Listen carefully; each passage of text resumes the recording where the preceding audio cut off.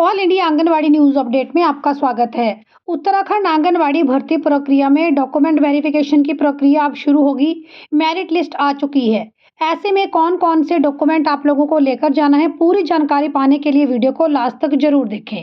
और सभी डॉक्यूमेंट्स लेकर जाना कंपलसरी है, नहीं तो आपका सिलेक्शन भी कैंसिल हो सकता है, क्योंकि यहाँ पर बार बार आपको डॉक्यूमेंट वेरिफिकेशन के लिए नहीं बुलाया जाएगा। सिर्फ एक ही दिन आपको डॉक्यूमेंट वेरिफिकेशन के लिए बुलाया जाएगा। डॉक्यूमेंट वेरिफिकेशन में आपको आपके सारे ओरिजिनल डॉक्यूमेंट्स लेकर जाना है। साथ में आप इनके 2 फोटोस्टेट सेट भी बनाकर जरूर लेकर जाएं। कम से कम एक फोटोस्टेट सेट तो आप लोग जरूर लेकर जाएं और साथ में अपनी 3-4 पासपोर्ट साइज फोटोज भी जरूर लेकर जाएं। डॉक्यूमेंट वेरिफिकेशन में सबसे पहले आपको आपके एकेडमिक सर्टिफिकेट जैसे 10th 12th ग्रेजुएशन और पोस्ट ग्रेजुएशन का सर्टिफिकेट लेकर जाना है। 10th के नंबरों के अनुसार, 12th के नंबरों के अनुसार ग्रेजुएशन के 2 नंबर हैं, पोस्ट ग्रेजुएशन के 3 नंबर हैं। तो 10th 12th graduation post graduation नंबरों के अनुसार यहाँ पर आपकी मेरिट बनी थी, तो 10th 12th graduation post graduation के ओरिजिनल डॉक्यूमेंट अपने साथ लेकर जाएं। वैसे तो बीएड और एनटीटी के कोई नंबर यहाँ पर नहीं जोड़े गए हैं, लेकिन अगर आपने बीएड की है, आपने एनटीटी किया है या अन्य कोई डिप्लोमा किया है, तो आप अपने साथ वो सारे ओरिजिनल डॉक्यूमेंट्स भी लेकर जा सकते हैं। दूसरा महत्वपूर्ण डॉक्यूमेंट है आप लोगों का निवास प्रमाण पत्र। आप लोगों ने अपना निवास प्रमाण पत्र लेकर जाना है, जिसे आप बोनाफाइड सर्टिफिकेट भी बोल सकते हैं। और बोनाफाइड सर्टिफिकेट के साथ साथ आपको आपका राशन कार्ड और वोटर कार्ड भी लेकर जाना है, क्योंकि कहीं ना कहीं आप कहाँ के स्थायी निवासी हैं, ये चीज़ राशन कार्ड और वोटर कार्ड से भी वेरीफाई होती है। तो निवास प्रमाण पत्र और आपका जो ये राजस्व गांव का था कि राजस्व गांव के आधार पर चयन हो रहा है, तो आप लोग देख लें कि आपने राजस्व गांव प्रमाण पत्र या फिर बोनाफाइड क्या लगाया है, तो वो ओरिजिनल डॉक्यूमेंट आपको लेकर जाना है। मैं सुजेस्ट करूंगी कि साथ में आप अपना राशन कार्ड और वोटर कार्ड भी जरूर लेकर जाएं।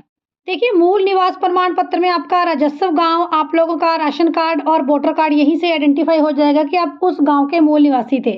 तो यहाँ पर आपका निवास प्रमाण पत्र लगेगा, उसके साथ साथ राजस्व गांव प्रमाण पत्र अगर आपने बनाया है, या राशन कार्ड या फिर वोटर कार्ड।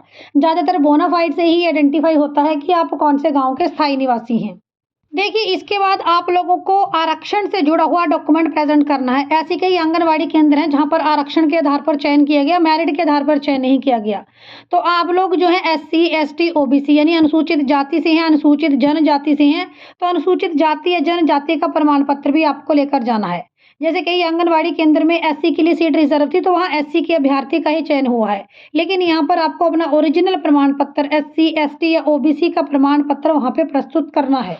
देखिए, अगर आरक्षण गरीबी बेस था, अगर मान लिया किसी आंगनवाड़ी केंद्र में BPL या APL के लिए सीट रिजर्व थी, तो ऐसे में आप अपना BPL या APL का सर्टिफिकेट भी ले जा सकते हैं, BPL या APL का प्रमाण पत्र भी ले जा सकते हैं। तो ये डिपेंड करेगा कि आरक्षण में कौन कौन सी कैटेगरी को इंक्लूड किया गया था, क्या उसमें आय को इंक्लूड किया गया था या उसमें जाति को इंक्लूड किया गया था।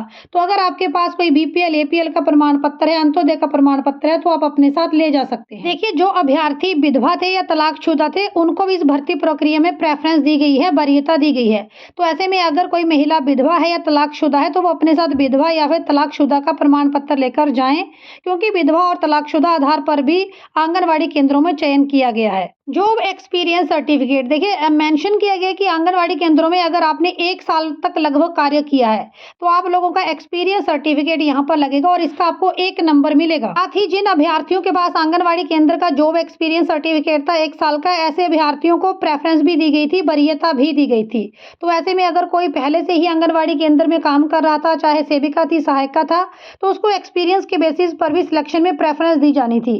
तो ऐसे में आप अपना जॉब एक्सपीरियंस सर्टिफिकेट अगर है तो 1 साल का साथ में ले जा सकते हैं। आई होप आपने ये डॉक्यूमेंट ऑनलाइन आवेदन करते समय भी अपलोड किया होगा। तो यहाँ पर एक सैंपल जॉब एक्सपीरियंस सर्टिफिकेट आपको दिख रहा है, तो आपको आंगनवाड़ी केंद्र का जॉब एक्सपीरियंस सर्टिफिकेट भी लेकर जाना है। यहाँ पर मोस्ट इंपोर्टेंट थिंग साथ में थी आयु प्रमाण पत्र। देखिए, 10th के सर्टिफिकेट के ऊपर आपकी डेट ऑफ बर्थ लगी रहती है, तो 10th के सर्टिफिकेट से आपको पता लग जाता है कि आयु कितनी है। तो आयु प्रमाण पत्र के लिए 10th का सर्टिफिकेट कंपलसरी है। और 10th के सर्टिफिकेट से आपको नंबर भी मिले हैं, 10th और 12th के नंबर मार्क्स में इंक्लूड किए गए हैं, मेरिट लिस्ट में इंक्लूड किए गए हैं। तो आयु प्रमाण पत्र के लिए 10th के सर्टिफिकेट के ऊपर आपकी डेट ऑफ बर्थ है, और अगर किसी अभ्यर्थी के 10th के सर्टिफिकेट के ऊपर by chance date of birth नहीं है, तो ऐसी स्थिति में वो अपनी पंचायत द्वारा इशू किया गया आयु प्रमाण पत्र भी अपने साथ ले जा सकता है। लेकिन मैक्सिमम सभी अभ्यर्थियों के 10th के सर्टिफिकेट के ऊपर उसका मदर नेम, फादर नेम और उसकी डेट ऑफ बर्थ जरूर रहती है। सभी के सभी डॉक्यूमेंट्स आप लोगों को ओरिजिनल लेकर जाना है। और देखिए, मैं आपको बता दूं, हमारा नेक्स्ट वीडियो आ रहा है कि आपकी डॉक्यूमेंट वेरिफिकेशन कहाँ पर होगी। तो आप लोग कमेंट करके बताएं कि आपको वीडियो चाहिए या फिर नहीं, डॉक्यूमेंट वेरिफिकेशन कहाँ पर होगी, इससे रिलेटेड पूरी एक्सप्लेनेशन नई वीडियो में आपको मिल जाएगी। आप लोग हमें सपोर्ट करें, चैनल के ऊपर नहीं है तो सब्सक्राइब जरूर करें जी।